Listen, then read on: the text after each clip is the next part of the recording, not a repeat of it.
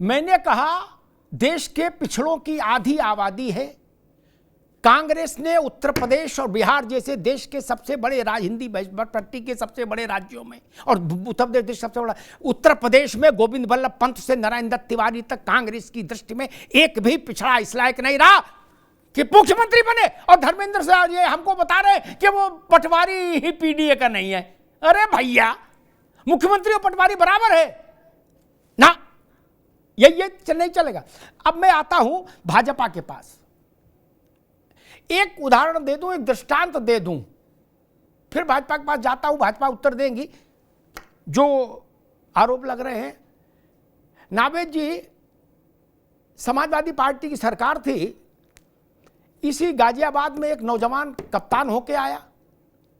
वो इंदिरापुरम थाने गया, चेकिंग पर होता ना सब थानों के निरीक्षण करने, रजिस्टर रजिस्टर, क्या एक सिपाही ने उससे बदतमीजी कर दी, चूंकि वो जीन्स और टी शर्ट में गया था कप्तान। क्या वो सिपाही कौन था? समाजवादी पार्टी में जो इसको सबसे बड़ा प्रिविलेज क्लास माना जाता था, वो उसका था। एसएसपी का पारा चढ़ गया, सिपाही के लिए निर्देश जारी कर दिया। अरे श्रीमती जी, कुछ तो सस्ता लो, बचत करो। नहीं श्रीमान जी, सब बढ़िया लो, रहने दीजिए। इसमें क्या खास बात है? थोड़े में ज्यादा स्वाद, यही तो है इसकी खास बात। वाओ मामा, क्या स्वाद है। अरे मेरे राजा,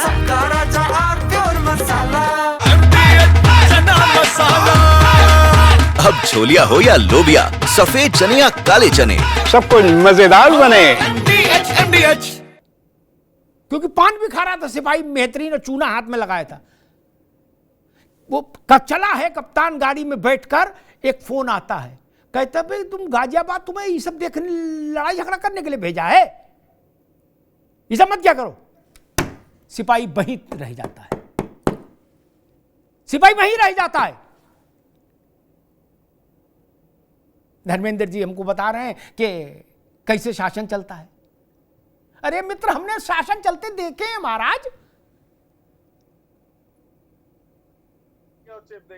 सीओ की टोपी जुलूस में राइफल की नोक से हवा में उछाल दी गई। सीओ की टोपी। आप बता रहे हो कि ऐसा नहीं वैसा, इसलिए सारे मौसम देखे मित्र। खैर, कृष्ण मोहन पांडे, कांग्रेस और समाजवादी पार्टी कह रही है कि केवल 3 घटनाओं से हमारे नैरेटिव कमजोर नहीं पड़ेंगे, मजबूत नैरेटिव है। अमिताभ भाई, सबसे बड़ी बात यह है, सबको नमस्कार। हमारे साथी कांग्रेस के साथी, मैं इन्हीं से शुरुआत करता हूं।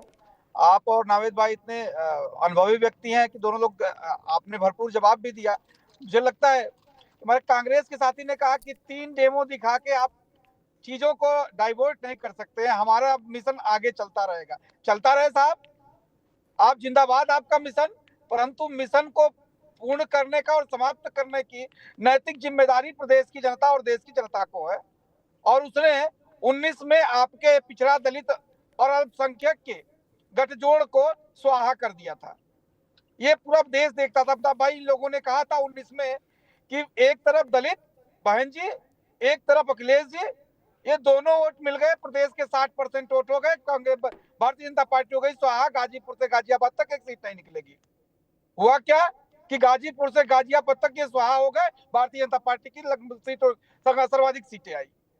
पुनः इस बात को कहता हूं कि ये जिस राह पे चल रहे हैं, इस राह पे कांग्रेस पहले चल चुकी है। और आपने कहा, निश्चित तौर पर आपने कहा कि नेहरू जी से लेके और इंदिरा जी तक जो खेल खेला था, उसकी ये पुनरावृत्ति कर रहे हैं।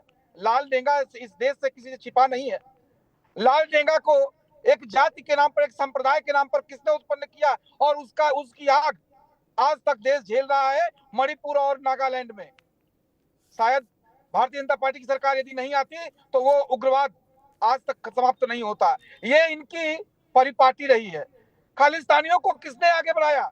एक धर्म के नाम पर, जाति के नाम पर, इसी कांग्रेस ने बढ़ाया। उसका परिणति क्या हुआ, देश ने देखा।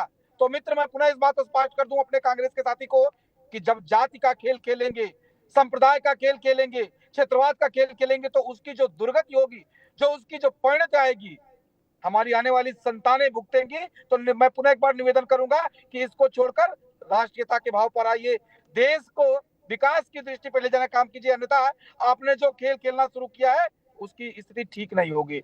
दूसरा, हमारे समाजवादी साथी ने कहा कि उत्तर प्रदेश में आर्टिकल 13, 14, 15 का उल्लंघन हो रहा है। साहब, हमारे जिस अधिकारी ने ये पत्र बनाया उसको हमने सस्पेंड कर दिया, परंतु मैं एक याद दिलाना चाहूंगा, इसी उत्तर प्रदेश में आप एक पेंशन लेके आए थे, समाजवादी पेंशन, सिर्फ मुस्लिम महिलाओं को मिलेगा। उस समय आपका आर्टिकल का ज्ञान कहाँ चला गया था? नहीं, झूठ मुस्लिम महिलाओं को, अरे इस तरह झूठ कहते हो। इनको मैं चैलेंज देता हूँ, देखिए, नहीं, चैलेंज में गलत बात है। समाजवादी पेंशन गरीब महिलाओं के लिए थी, इनको कुछ पता नहीं है कहाँ पढ़ के व्हाट्सएप वाले हैं। आपके अखिलेश भैया कह रहे हैं समाजवादी पेंशन समाज के सभी वर्ग की महिलाओं के लिए थी। पहली बार झूठ बोलना, माफी मांगो इस चैनल पर। आप जिम्मेदार चैनल पर बैठे हैं, एक मुसलमान महिलाओं का नाम ले रहे हैं, आपको माफी मांगनी होगी, ये डिबेट में माफी मांगनी होगी झूठ बोलने के लिए। समाजवादी पेंशन सामाजिक सरोकारों से जोड़ते हुए तमाम महिलाओं के लिए, किसी भी जात, किसी भी धर्म, किसी भी वर्ग की हो, जो गरीब थी, और उसके साथ तमाम से उनकी शिक्षा से लेकर के बच्चों को और जो उसको जोड़ने का काम आगे होना था। समाजवादी पेंशन 50 लाख महिलाओं को मिलती थी, आप झूठ बोलते हो। पहले आप माफी मांगो कि आपने गलत कहा। आप एक जिम्मेदार चैनल, मैं कहूंगा कि अगर ये तथ्य ठीक कराए और ये दिखाए कहाँ लिखा था, दिखाए, इससे जिम्मेदारी समझता हूँ मैं। आपसे निवेदन करता हूँ कि इससे कहिए कि समाजवादी पेंशन एक धर्म के लोग मिलती है, दिखाए कहाँ पे आदेश है। ये झूठ बोल रहे हैं, वो समाज के हर वर्ग के लोग मिलती थी। ये भारतीय जनता पार्टी कभी धर्म के नाम पर बांटती है, कभी जात के नाम पर बांटती है, ये भाजपा का काम है। ये के पास बताने के लिए कुछ है नहीं है।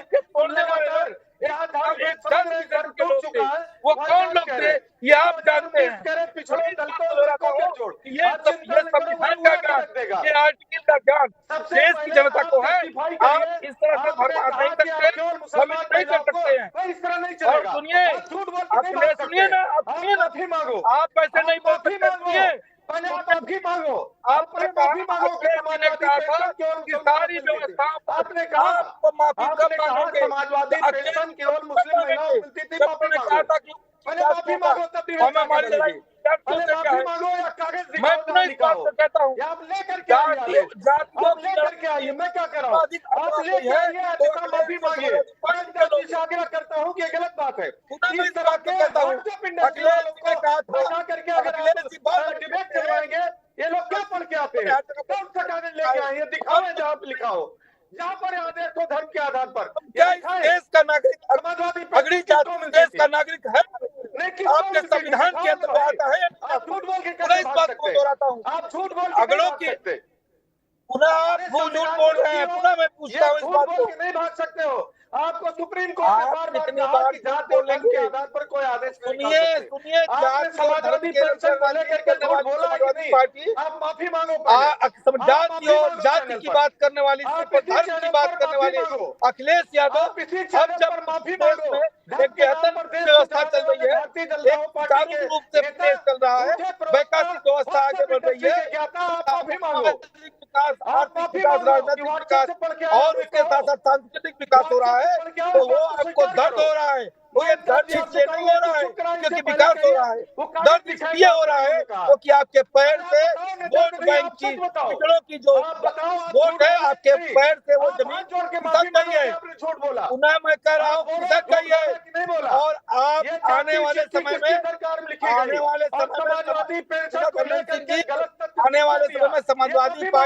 समाजवादी पार्टी हो जाएगी। ये परिवार डेवलपमेंट अथॉरिटी जो बना रखा है, तो पीटीए का आपने बनाया है ना, परिवार डेवलपमेंट। ठीक, मैं परिवार तक रह जाएगी। धर्मेंद्र भाई को भी, दोनों मित्रों को रोकूंगा, दोनों मित्रों को रोको, बहस को आगे ले चलते। नावेद सिंह को बात हो रही समरसता की, क्या कि सब हम सब लोग करें, हम लेके चलते हैं सबको। इस देश में सबसे भीषण, सबसे जघन्य दंगे किसके रिजीम में हुए? इसमें ना तो नावेद कुछ घटा सकते हैं, ना अमिताभ अग्निहोत्री कुछ जोड़ सकते हैं। नहीं ना, ये तो एआई से पूछ लो, लिस्ट आ जाएगी। कौन शासन में था ये भी आ जाएगा। मेरे या धर्मेंद्र के या विवेक जी के कहने से तो कुछ नहीं होगा। इस देश में एक वर्ग के साथ ऐसी हिंसा जिसमें 5-7-10 हजार आदमी मारा गया सड़कों पर, 84 का दंगा, सिखों का नरसंहार कब हुआ? वो सबको लेके चलने की बात थी। जिंदा फूंक दिए गए सिख, टायर से बांध के मार, पेट्रोल डाल के मार जला दिए गए। क्या कानपुर और क्या दिल्ली और कलकत्ता क्या और मुंबई क्या सच नहीं है? क्या ये सच नहीं है कि मुजफ्फरनगर दंगे के बाद हुकूमत उत्तर प्रदेश ने एक मुआवजा की लिस्ट जारी की थी? वो मुआवजा की लिस्ट सुप्रीम कोर्ट में चैलेंज हुई और इस सुप्रीम कोर्ट ने उसको टर्न डाउन किया। कहा सरकार ये क्या बना के लाई है, दोबारा जाए और बिना पक्षपात के मुआवजे की लिस्ट बने। क्या ये सच नहीं है? नवेशी को ये घटनाएं सबको लेके चलने की बात करती हैं। ये घटनाएं समावेशी हैं जी, ये घटनाएं लोकतांत्रिक हैं। मुजफ्फरनगर के दंगे की मुआवजे की लिस्ट सुप्रीम कोर्ट ने क्यों स्टक डाउन कर दी थी? टाइपिंग मिस्टेक के कारण तो नहीं की थी ना?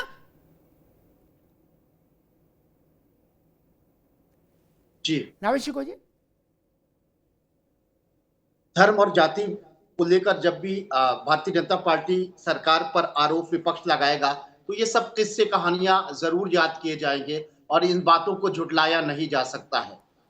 मैं यही कह रहा हूं कि कोई भी सरकारी अफसर कर्मचारी इतनी बड़ी चूक नहीं कर सकता। इसके पीछे कोई बड़ी साजिश भी हो सकती है। इस दिशा में भी जांच होना चाहिए कि वो किसके टच में था और उसने ये चीजें, एक 8वां पास कोई चतुर्थ श्रेणी का कर्मचारी भी ये नहीं कर सकता कि किसी सरकारी आदेश में वो धर्म और जाति डाल दे। इसके पीछे कोई परसेप्शन भी हो सकता है और हो सकता है कि ये कहीं ना कहीं सरकार की ढील या अधिकारी की कमी हो। एक चीज ये। दूसरी बात, सबसे बड़ी बात तो ये है कि इस बात में भी कोई शक नहीं है कि योगी आदित्यनाथ सरकार महिला सुरक्षा को लेकर जो सख्त कदम उठा रही है उसको सब स्वीकार कर रहे हैं, उसकी सब सराहना कर रहे हैं, चाहे उसमें हिंदू हो चाहे मुसलमान हो, और ये एक वानगी बने। इस बात में भी शक है कि योगी आदित्यनाथ सरकार को जो घेरा जाता है कि क्षत्रिय अधिकारी, जो परसेप्शन बनाया जाता है, इस बात में किसी हद तक सच्चाई हो सकती है। लेकिन यह भी सच है कि कई जो सिंह लगा लेते हैं पिछड़ी जाति के, दूसरी जाति के, उनको भी जोड़ लिया जाता है। ये सारी जो घेराबंदी विपक्ष कर रहा है, मैं एक चीज याद दिलाना चाहता हूं, विपक्ष योगी आदित्यनाथ को घेरे, जरूर घेरे, उनका काम है। अगर जाति की राजनीति और धर्म की राजनीति वो कर रहे हैं, लेकिन एक चीज याद आएगी और याद की जाएगी। मौजूदा समय नावेद भाई अरे रुको भाई, एक मिनट रुको। ये बताओ संजय प्रसाद कौन जात हैं? धर्मेंद्र जी ने पूछा कि हमारे यहाँ का तो कोई नहीं है। मैं यही कह रहा हूं कि ऐसा नहीं भी, जो नहीं भी है उसको भी पेश किया जा रहा है। और इस बात में कोई शक नहीं है कि कई ऐसे सिंह हैं जो पिछड़ी जातियों से, उनको भी क्षत्रिय बना के पेश किया जा रहा है। इस बात को कई बार टोका भी जा चुका है, लेकिन परसेप्शन तो परसेप्शन ही होता है ना। एक बात मैं याद दिलाना चाहूंगा, विपक्ष जो सवाल उठाता है वो उठाए, लेकिन सवाल विपक्ष के सामने भी उठेंगे, ये भी लोकतंत्र का तकाजा है। जैसे आतंकवादियों के खिलाफ मुकदमे वापस लिए जाने की घटना, इसको हमेशा याद किया जाएगा।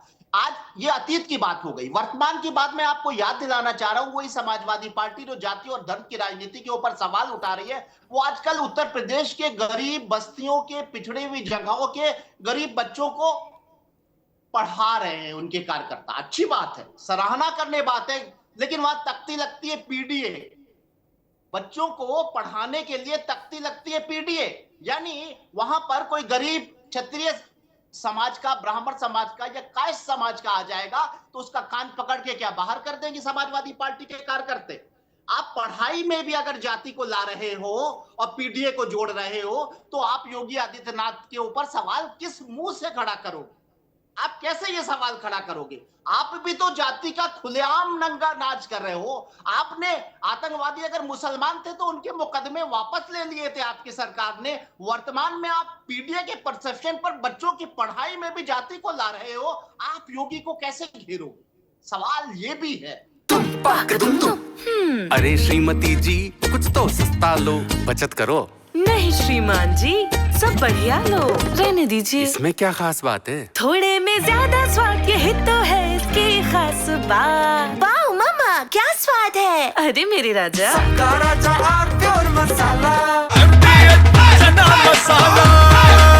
अब छोलिया हो या लोबिया, सफेद चने या काले चने, सब कुछ मजेदार बने।